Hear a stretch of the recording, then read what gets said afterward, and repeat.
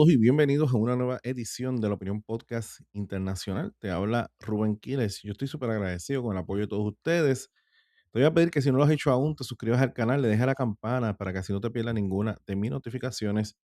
Sígueme en las redes sociales, Instagram, Twitter, Facebook. Me puedes encontrar en Spotify, también me encuentras en TikTok. Dale like, comparte y comenta. Antes de entrar con el tema, que vamos a hablar de la problemática del narcotráfico a nivel de América del Sur, vamos a ver unas cuantas cositas eh, de cómo muchas de ellas es cómo el Partido Demócrata se ha transformado y cómo la misma sociedad estadounidense a través de sea los medios de comunicación o las mismas universidades han cambiado. Por ejemplo, aquí vemos, esta publicación me pareció bastante interesante. ¿Qué le pasó al Partido Demócrata de Estados Unidos? Porque el Partido Demócrata de Estados Unidos no era como era ahora. Antes, mayor énfasis en asegurar la frontera. Se ven videos de el mismo Obama hablando. Bueno, Obama fue la persona que más deportó, el presidente que más ha deportado personas en la historia de Estados Unidos. Ahora, pues mayor énfasis en ampliar vías migratorias, más apoyo a las deportaciones de inmigrantes indocumentados con antecedentes, más oposición a las deportaciones masivas. Claro, eso todo se hace en el acto de la politiquería, ¿verdad? Seguridad fronteriza era una prioridad bipartista. Ahora hay un mayor enfoque en la protección de inmigrantes ilegales. Antes en la economía, más apoyo al libre mercado. Ahora hay más apoyo a programas sociales, menor intervención del gobierno, ahora es más gobierno. Eso lo empezó Obama. Eso lo empezó Obama. Bill Clinton tenía otra línea. Menor gasto público. Ahora son propuestas de mayores impuestos para los ingresos más altos. Que eso, ya yo lo he discutido en el canal, eso puede ser una baraja de doble filo, porque puede eh, espantar a los que realmente aportan, porque la gente piensa que el millonario no aporta, el millonario aporta a través de contribuciones, pero también aporta a través de contratar personas. Antes antes temas de identidad tenían menor protagonista nacional, ahora hay un énfasis súper mayor en la diversidad, en la inclusión, menos políticas federales de inclusión, ahora más iniciativas relacionadas a la identidad de género, y así sucesivamente se pueden ver un montón de, o variadas, ¿verdad? Cuestiones donde los demócratas antes no aportaban, antes eran de una forma y ahora pasaron a ser de otra forma. Por ejemplo, antes había un apoyo al petróleo, al gas, al carbón, ahora pues prioridad, energías renovables, etcétera, que pues poco a poco Estados Unidos pues ha ido, el Partido Demócrata sobre todo, ha ido cediendo en lo que era antes. Pero no solamente nos quedamos ahí en el Partido Demócrata. Véase esto, ¿ok? Un estudiante en sus años de novato, freshman year, pues estamos pendientes al baloncesto, esto y lo otro. Después de pasar por la universidad, esto lo puso Larry Elders Show. Después de pasar por la universidad, pues ahora sus grandes héroes son Marx, Mao Zedong, Lenin. Ahora está apoyando fuertemente a los pueblos islámicos. Texas, la gran Texas, el bastión estadounidense por excelencia, está invadida. Está invadida. Pero, o sea, el problema aquí es el siguiente, con relación a los pueblos islámicos. Porque no, o sea, uno no puede pensar tampoco que todo islámico tiene tendencias a venir a Estados Unidos, a odiar a Estados Unidos y hacer que Estados Unidos caiga como país, sino que de haber gente buena, obviamente, que vienen desesperados, saliendo de lo que es la guerra, de lo que es ¿verdad? Son exiliados. El problema que nosotros tenemos es que ahí donde siempre me da la cosa por dentro, es cuánto, cuánto nosotros vamos a permitir de ellos en nosotros. ¿Es justo que ellos vengan y nos cambien a nosotros? o es mejor que ellos como visitantes se adapten? ¿Ves? Ahí es donde voy. Pero como hay unos grupos, ¿verdad? Eh, liberales, por decir así, de alguna forma quieren debilitar porque no están de acuerdo con los valores estadounidenses.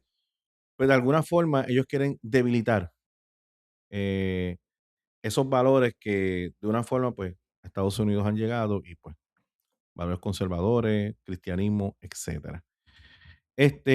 Tengo aquí algo más, déjame ver, era por aquí. Ok, ok. Vamos a ver a Mandani, ¿verdad? Mandani es un ejemplo de, de este líder islámico que gana una elección en Estados Unidos. Eso tal vez en el pasado hubiese sido impensable. Lo más radical de esto es cuando tú ganas una elección y más tú ganas una elección con las cosas que abiertamente decía Mandani durante su campaña, ¿verdad? Más que nada nos debe dar miedo a nosotros, porque si el mensaje de Mandani pudo convencer a toda una ciudad tan grande como Nueva York, Estados Unidos tiene problemas, tiene muchos problemas, porque eventualmente lo que es esa, eventualmente lo que es esa lucha cultural, ¿verdad? Lo que es esa lucha cultural se ha ido perdiendo y Estados Unidos la ha ido perdiendo. ¿Sabes? Por ejemplo, en la imagen que te puse ahorita, esta imagen, ¿ok? Esto es cultura, eso es cultura.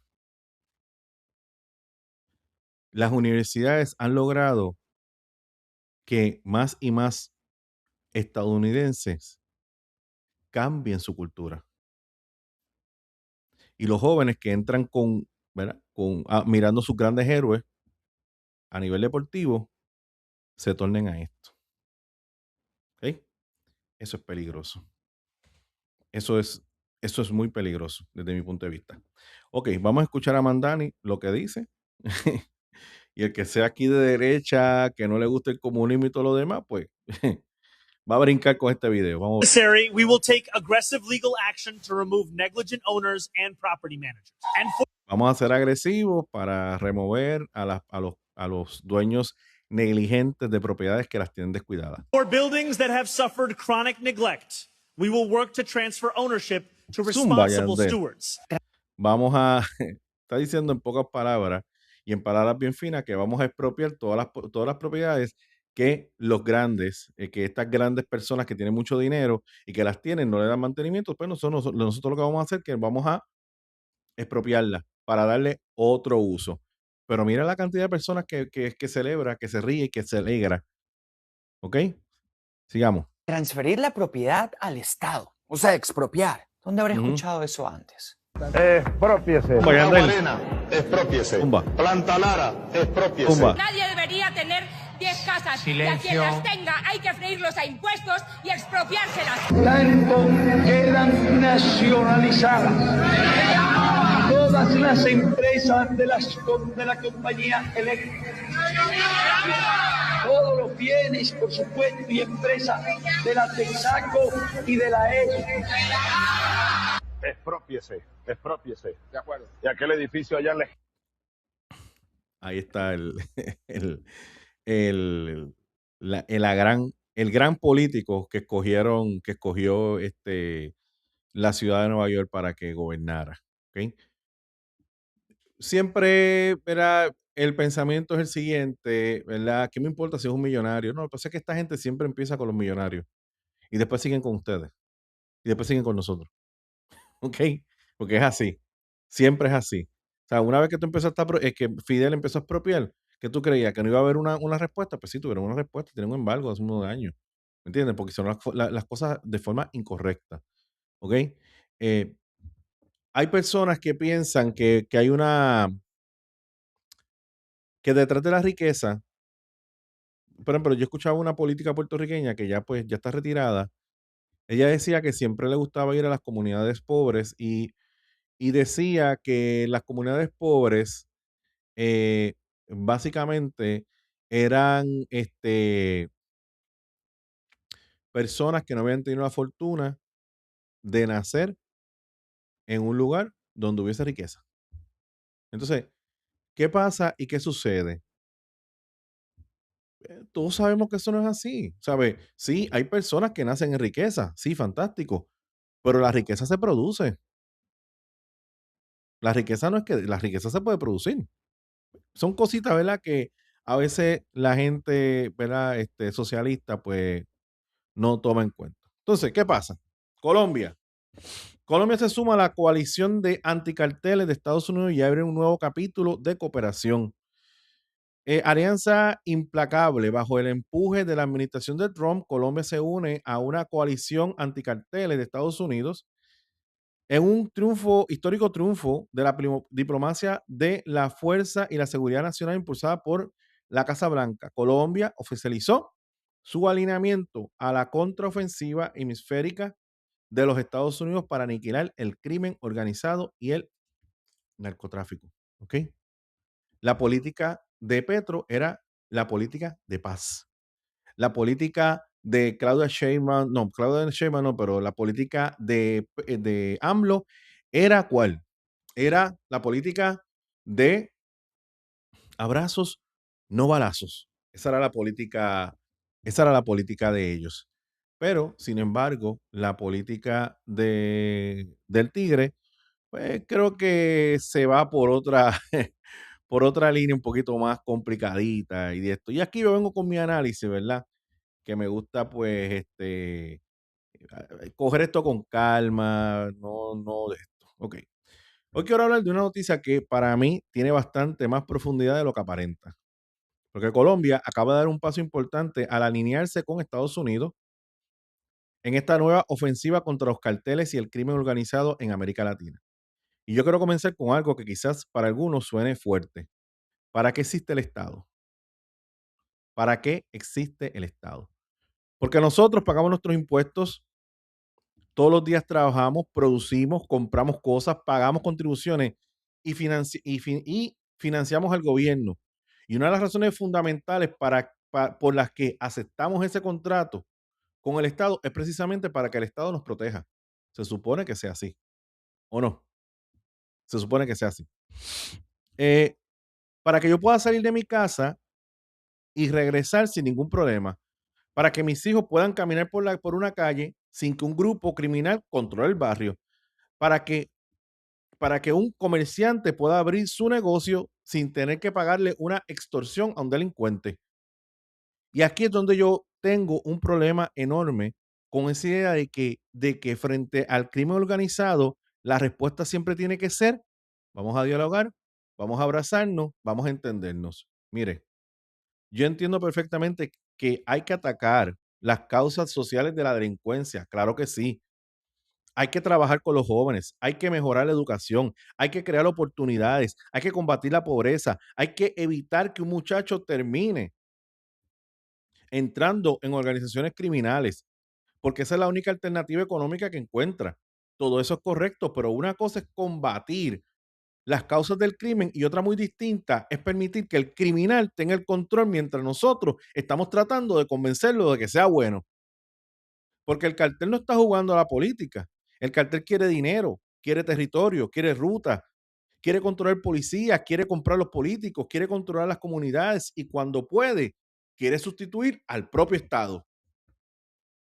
Y eso lo hemos visto. Lo vemos lamentablemente en México, lo hemos visto en ocasiones en Colombia, lo vimos en Venezuela, lo vimos en El Salvador.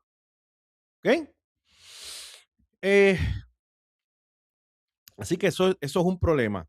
Ese es el verdadero problema. El narcotráfico no es simplemente un tipo vendiendo droga en una esquina. Esos son los peones. Eso es solamente la última parte de una cadena gigantesca. Detrás hay dinero, armas, lavado de capitales, corrupción, rutas marítimas, pistas clandestinas, funcionarios comprados, empresas utilizadas para lavar dinero y organizaciones capaces de enfrentarse directamente al Estado. ¿Por qué te pago contribuciones? Se supone que te estoy pagando contribuciones para que tú evites eso. Entonces, te pago contribuciones y tú no tienes el poder ni la fuerza para detener. Entonces, eh, por eso digo que yo puedo aceptar, por eso digo que el narcotráfico es un dragón de 20 cabezas. Tú le cortas la cabeza, tú cortas una cabeza y aparecen dos más. Y entonces viene la pregunta: ¿significa eso que nos podemos quedar de brazos cruzados y no hacer nada? Pues no. Significa que tenemos que entender que esto requiere una estrategia mucho más grande. Y aquí es donde entra Colombia. Colombia tiene una experiencia con el narcotráfico que pocos países en el mundo pueden igualar. Durante décadas ha estado en medio de esta guerra y ahora vemos un movimiento hacia una cooperación mucho más fuerte con Estados Unidos. Y para mí, lo importante no es solamente Colombia, lo importante es lo que puede significar para América Latina, porque durante mucho tiempo Estados Unidos fue visto, especialmente desde determinados sectores políticos latinoamericanos, como el problema. Ahora estamos viendo algo diferente. Varios gobiernos están diciendo, necesitamos cooperación estadounidense para enfrentar el crimen organizado. Y eso cambia completamente la conversación, porque los carteles tampoco respetan fronteras. El dinero cruza fronteras, las armas cruzan fronteras, la droga cruza fronteras, los criminales cruzan fronteras. Entonces, ¿por qué la policía de un país debería estar limitada por una frontera, mientras el delincuente opera internacionalmente? Ahí es que está el reto, porque cada país tiene su libre determinación, ¿verdad? Y tiene sus fronteras claras. Por eso, por eso, la inteligencia es tan importante, porque tú puedes arrestar a 20 sicarios y mañana aparecen 20 más. Pero si identificas quién financia la organización, quién lava el dinero, quién mueve la droga, quién consigue las armas, quién compra funcionarios, entonces empiezas a golpear el corazón de la organización. Y aquí yo creo que está, y aquí yo creo que está una de las grandes diferencias entre combatir delincuencia común y combatir crimen organizado. Al delincuente común puedes arrestarlo, al crimen organizado tienes que desmantelarlo. Y eso requiere inteligencia, cooperación internacional, investigaciones financieras, tecnología, policías especializados, fiscales y jueces. Y cuando sea necesario, también la fuerza. Porque vamos a hablar claro, hay organizaciones criminales que tienen más armas que algunos cuerpos policiales locales. Entonces, tampoco puedo vivir en una fantasía. Si una organización criminal utiliza violencia para controlar el territorio, el Estado tiene que recuperar ese territorio, no hay manera. Y ahora, eso tampoco significa que yo crea que todo se resuelve disparando, no. Porque si tú matas a 10 narcotraficantes, pero no destruyes la estructura financiera que los alimenta, vas a tener otros 10 otra vez. Si tú destruyes un laboratorio, pero no atacas las rutas, vas a conseguir otro más.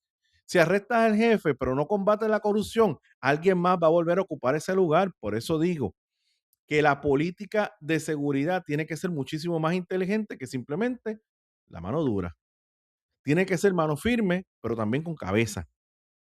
Y aquí viene otra cosa que me parece importante. ¿Por qué tantos candidatos de derecha en América Latina han ganado hablando de seguridad? Porque la gente está cansada. Simple.